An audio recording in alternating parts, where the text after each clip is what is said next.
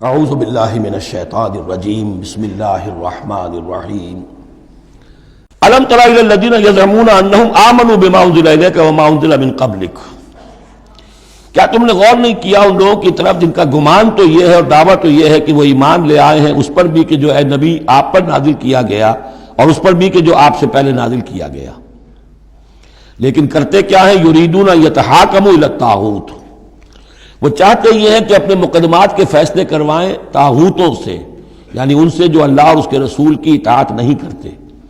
اگلی آیت پہلی جو تھی، جو اللہ اور اس کے رسول کی اطاعت پر کاربند ہو گیا وہ طاغوت سے خارج ہو گیا، جو اللہ اور اس کے رسول کی اطاعت کو قبول نہیں کرتا وہ طاغوت ہے، وہ طغا، وہ اپنے حد سے تجاوز کر گیا، تو گویا کہ غیر مسلم جو اللہ اور اس کے رسول کے احکام کا پابند نہیں وہ طاغوت ہے۔ یریدون ان یتحاکموا الی الطاغوت وقد امروا ان یکفروا بہ، وہ اپنے مقدمات لے کر جاتے ہیں طاغوت کے پاس حالانکہ انہیں حکم دیا گیا ہے کہ ان کا کفر کریں۔ یعنی ہوتا یہ تھا کہ مسلمان مدینے میں جو منافقین تھے وہ اپنے مقدمات بجائے اس کے کہ حضور کے پاس لائیں، جب یہ دیکھتے تھے کہ ہمارا پلہ گر رہا ہے، حضور کے پاس جائیں گے ہم تو حق کی بات ہوگی، انصاف کی بات ہوگی، تو چلو یہودیوں کی عدالت سے فیصلہ کروا لیں۔ ایک یہودی کا اور ایک مسلمان کا جھگڑا ہوا اور اس میں یہ مسئلہ اٹھ کھڑا ہوا۔ وہ یہودی کہتا تھا چلو محمد کے پاس صلی اللہ علیہ وسلم، اس لیے کہ اسے بھی یقین تھا کہ میں حق پر ہوں۔ یہ مسلمان جو منافق تھا یہ کہتا تھا نہیں چلو تمہارے پاس کعب ابن اشرف کے پاس چلو، اس سے معاملہ طے کرواؤ۔ بہرحال اس کے بعد ہوا یہ کہ حضور کے پاس وہ یہودی لے آیا، حضور نے فیصلہ کر دیا اس کے خلاف۔ اب اس نے کہا اچھا چلو دیکھو آپ بھی عمر سے اور بات کرتے ہیں۔ حضرت عمر سے آ کے بات کی، امید کی کہ شاید وہ جب میرا لحاظ زیادہ کریں، میں مسلمان ہوں۔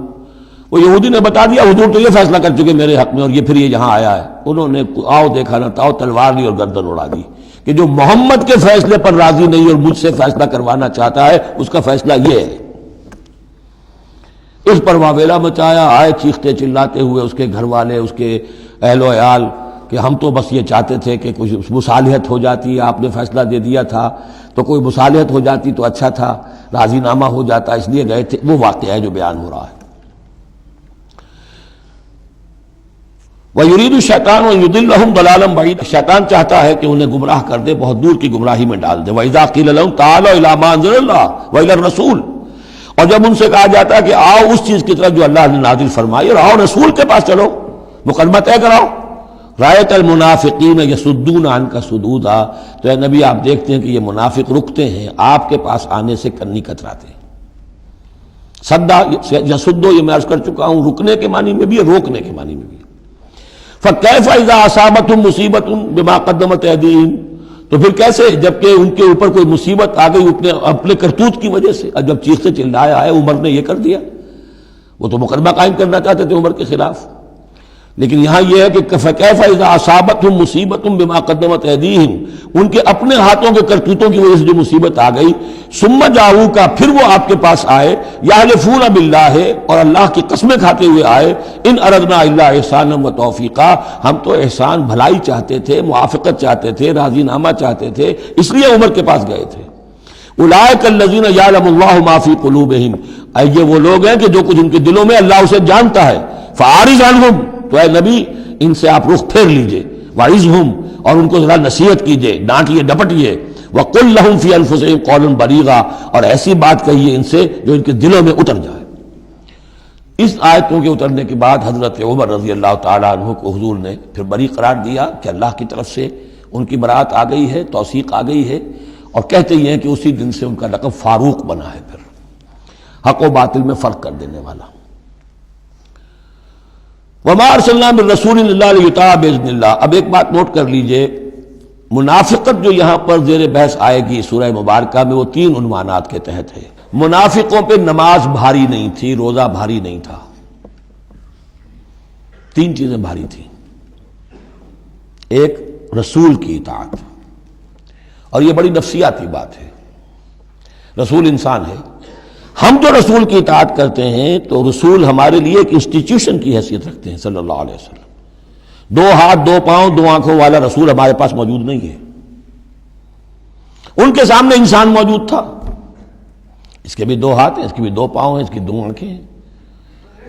انسان کی اطاعت کرے یہ بہت مشکل ہے، جیسا کہ جماعتوں میں ہوتا ہے۔ امیر کی اطاعت سے زیادہ بھاری کام کون سا ہے؟ بڑا مشکل کام۔ اپنی رائے کو پیچھے ڈالیں تو امیر کی رائے پر چلیں۔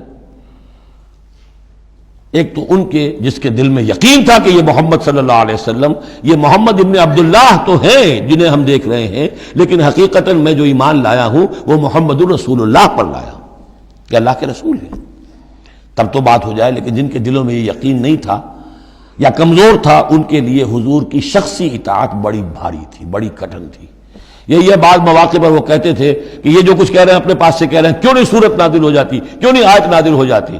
اور سورہ محمد اسی انداز میں نازل ہوئی ہے کہ پھر اللہ نے کہا اچھا لو پھر یہ آیت ہم نازل کر دیتے ہیں قتال کی۔ وہ یہ کہتے تھے یہ محمد نے خود اپنی طرف سے اقدام کر دیا۔ دوسری چیز جو کٹھن تھی وہ تو کٹھن ہے قتال، اللہ کی راہ میں جنگ کے لیے نکلنا، خطرہ ہے، مرحلہ سخت ہے اور جان عزیز۔ اور تیسری چیز ہجرت۔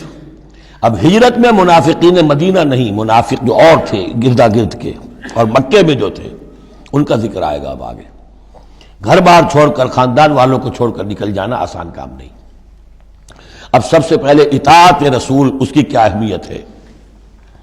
وَمَا أَرْسَلْنَا مِن رَّسُولٍ إِلَّا لِيُطَاعَ بِإِذْنِ اللَّهِ، تو ہم نے نہیں بھیجا کسی رسول کو مگر اس لیے کہ اس کی اطاعت کی جائے اللہ کے حکم سے۔ وَلَوْ أَنَّهُمْ إِذ ظَّلَمُوا أَنفُسَهُمْ، اور اگر انہوں نے جب اپنے اوپر ظلم کیا تھا، انفسہم جاؤ کا اگر وہ آتے اے نبی آپ کے پاس، فاستغفروا اللہ، اور اللہ سے بھی استغفار کرتے، واستغفر لہم الرسول، اور رسول بھی ان کے لیے استغفار کرتے اللہ سے، وجدوا اللہ توابا رحیما، تو وہ پاتے کہ اللہ تعالیٰ تو توبہ کا قبول فرمانے والا اور رحیم ہے۔ فلا وربک لا یؤمنون، تو نہیں تیرے رب کی قسم یہ ہرگز مومن نہیں ہو سکتے، حتیٰ یحکموک فیما شجر بینہم، جب تک کہ یہ آپ کو حکم نہ مانے ان تمام معاملات میں جو ان کے مابین پیدا ہو جائیں۔ کوئی چوائس نہیں ہے، جو بھی جھگڑا ہے، جو اختلاف ہے، جو بھی مسئلہ ہے، اس میں آپ کو حکم اگر نہیں مانتے تو تیرے رب کی قسم یہ مومن نہیں ہے۔ یہ انداز دیکھیے، اس کا جلال دیکھیے۔ فلا وربک لا یؤمنون حتی یحکموک فیما شجر بینہم ثم لا یجدوا فی انفسہم حرجا مما قضیت، اور پھر یہ کہ جو فیصلہ آپ کر دیں اس پر اپنے دل میں تنگی محسوس نہ کریں۔ اگر قبول بھی کر لیا لیکن کدورت کے ساتھ کیا، دل میں تنگی کے ساتھ کیا، تب بھی مومن نہیں ہے۔ وَيُسَلِّمُوا تَسْلِيمًا، اور سر تسلیم خم کرے جیسے کہ سر تسلیم خم کرنے کا حق ہے۔ صدق اللہ العظیم۔